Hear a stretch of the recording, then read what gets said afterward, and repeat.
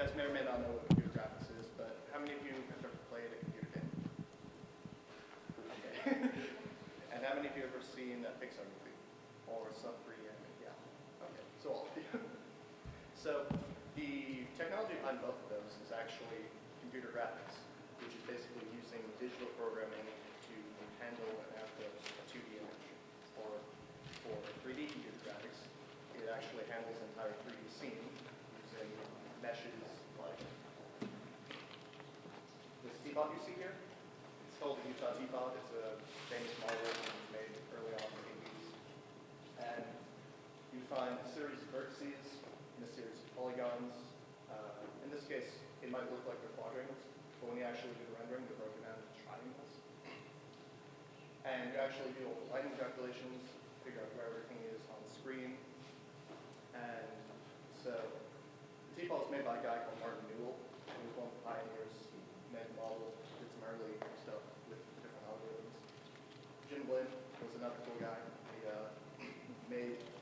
He actually introduced something called bump mapping, lets you take extra detail without any extra geometry.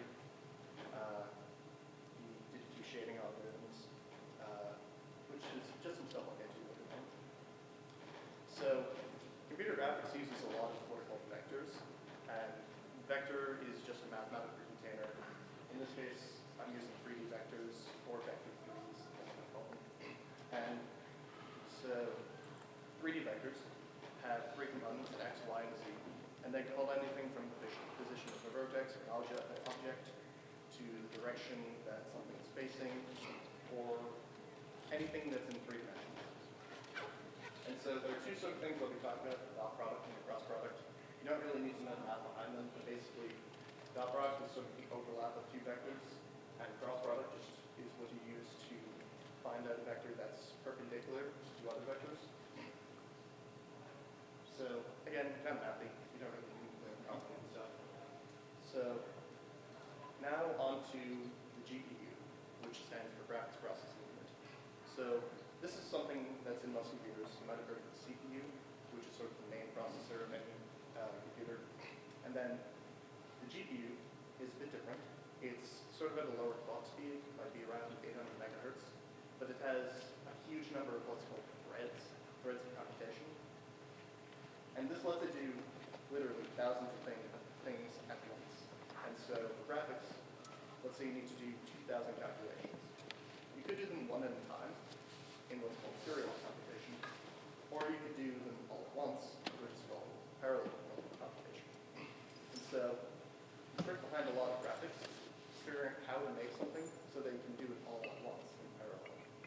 Because sometimes, for instance, in the engine that I made, there are some problems where I couldn't figure out how to really parallelize something.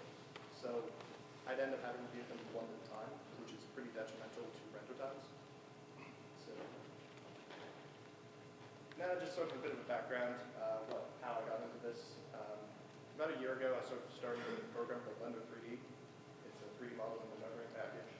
I made a couple of images here. And so I also happen to be a gamer. And so when I heard that, these things which took me like minutes to render can be rendered in like seconds, or not even seconds, like 60th of a second in the game engine, I was pretty interested because, you can get some pretty high fidelity images in the game engine, and it takes 60th of a second to render, as opposed to minutes, or 7 minutes for that. So, sort of overview of my pipeline. Rendering, it's called a rendering pipeline because you have a number of steps in it. First you need to figure out where things are, you need to figure out what color things are, shading, light, etc. So there's sort of 2 things that I use as sort of the driving basis for my engine. One is taking shortcuts, because a lot of times if you have a very simple scene, you don't need to do very complicated calculations. You can skip a few steps or just use just use a quick and dirty approximation instead of, complicated and accurate computation. And so another step, or another sort of driving factor, is I render things front to back. Now usually you render things back to front because, for a number of reasons. First off, what that was just talking about is actually resolving a problem where if you have two triangles at different depths, which say my hand is on this piece of paper, how do you know what to draw at that same pixel? So in some cases you draw just this paper because it's including my hand. In some cases you actually have to blend the two because let's say paper's sort of translucent, you can sort of see my hand. You need to figure out how to blend the two. But so usually you draw things front to back. So you draw the hand first, then you draw paper over it, and see, okay, is it included, is it transparent, do you need to blend, etc. What I do is front to back because if you do things back to front, you have to do a huge number of drawing calls. You have to draw one triangle after another, after another, after another. And there's some ways to sort of negate this, but you still end up, if you have a really complicated scene, if I was looking at this on touring, I'd have to draw one chair after another, after another, after another. But if you do things front to back, in this case, I just do a simple check to see if the pixel's already filled. If its transparency is 1, then that means there's something in front of it. And so you don't even need to do a drawing protocol at all on that pixel because it's already filled. So rasterization refers to the mathematical formula which basically determines where something is on the screen. So it's kind of complicated. I basically just use similar triangles and triangle with the camera frustum, which frustum is just the viewing area of the camera. If you imagine sort of extending this to make a pyramid, and then you cut off the top part of the pyramid, and you have frustum. And so a lot of the optimizations that I can do for my engine are called update optimizations. So if you're drawing 60 frames in a second, one after the other, then some things will stay the same, and you actually don't need to recalculate them. For instance, let's say the camera stays in the same position and the triangle stays in the same position. Then you can actually just keep the screen coordinates, and assuming lighting doesn't change, you can keep the same image. So, from frame to frame.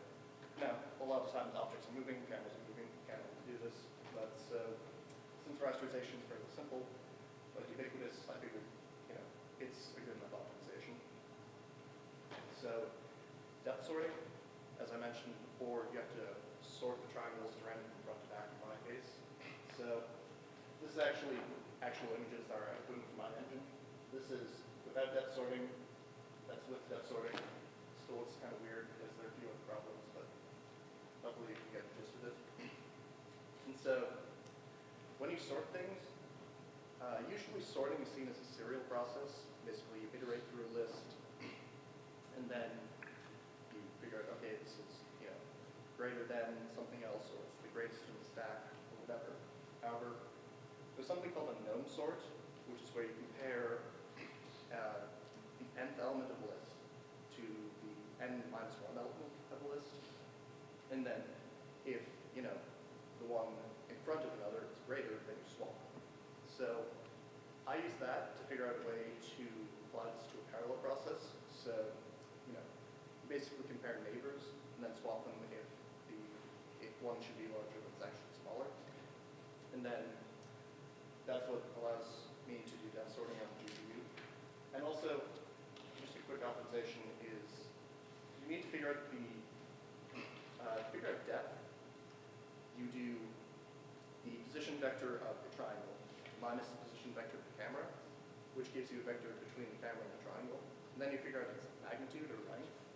And so figuring out the magnitude of the vector can actually be kind of computationally expensive because you need to do x squared plus y squared plus z squared and then square root of that.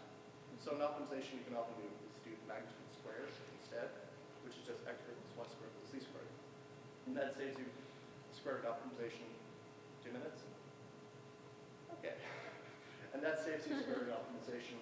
And so since you're sorting by depth and you're only talking about one thing, you can actually do magnitude squared optimization because, if a is greater than b is greater than c, then a squared is greater than b squared is greater than c squared.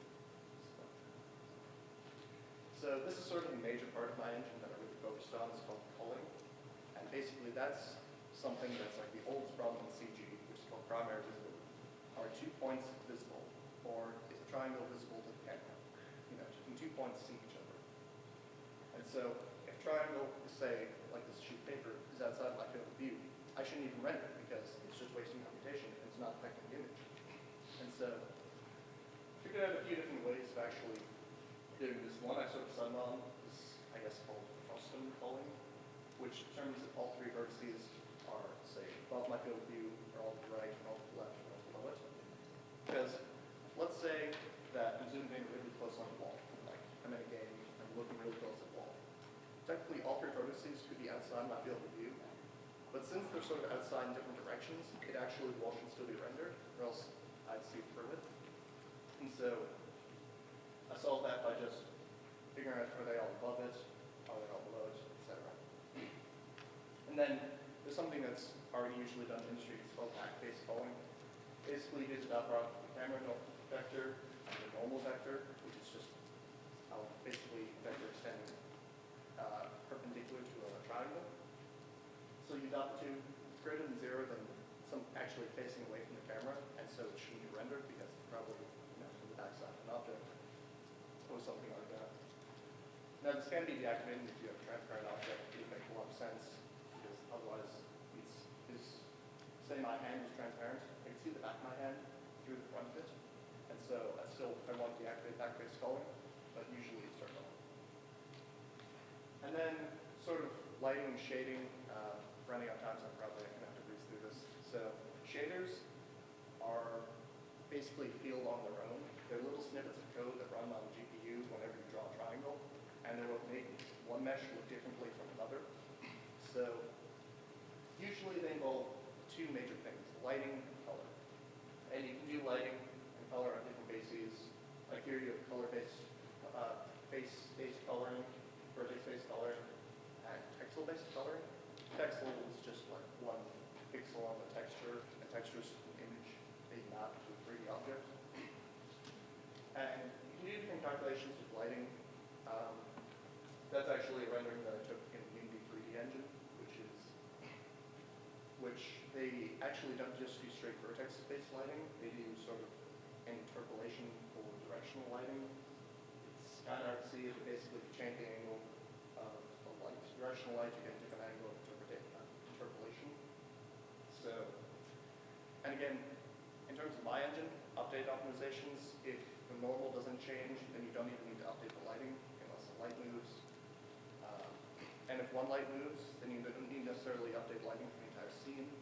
Because most lights have field of influence of the point lights. And so you only need to update lighting for those triangles. And so, computer graphics, it's basically field of illusions. You make better fake images with better computational efficiency. And so there's the old adage, make it till you fake it, in computer graphics, which is, if you have to actually physically simulate something, do that, but then look for a way to fake it.